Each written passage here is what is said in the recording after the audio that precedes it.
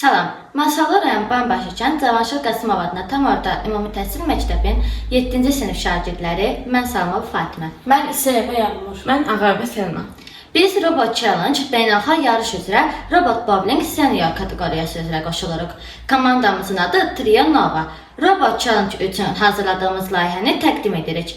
Mən robotda proqramlaşdırma və kodlaşdırma işlərinə baxıram. Mən robotun mexaniki yığılmasını və sazlanmasını təmin etdim. Mən də texniki dəstək və testlərin keçirilməsini təmin etdim. Gördüyünüz kimi atış sahəmiz qaydalara uyğun şəkildə hazırlanıb. İndi robotumuzu həm B, həm də C sahəsindən test edək. İlk öncə B sahəsindən edəcəyik.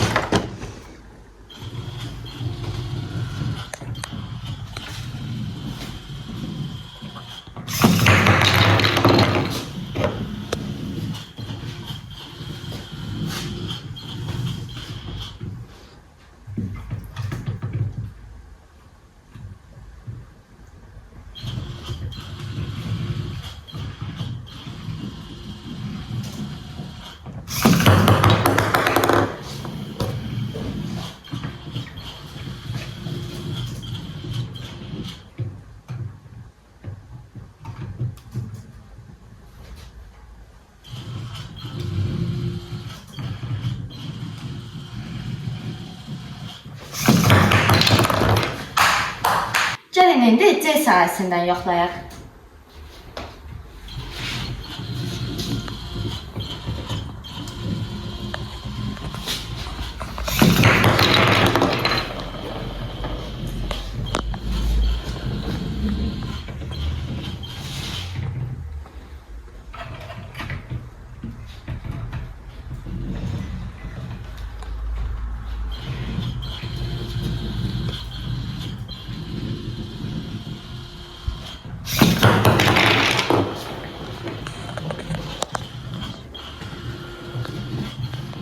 Bizi izlədiyiniz üçün təşəkkür edirik.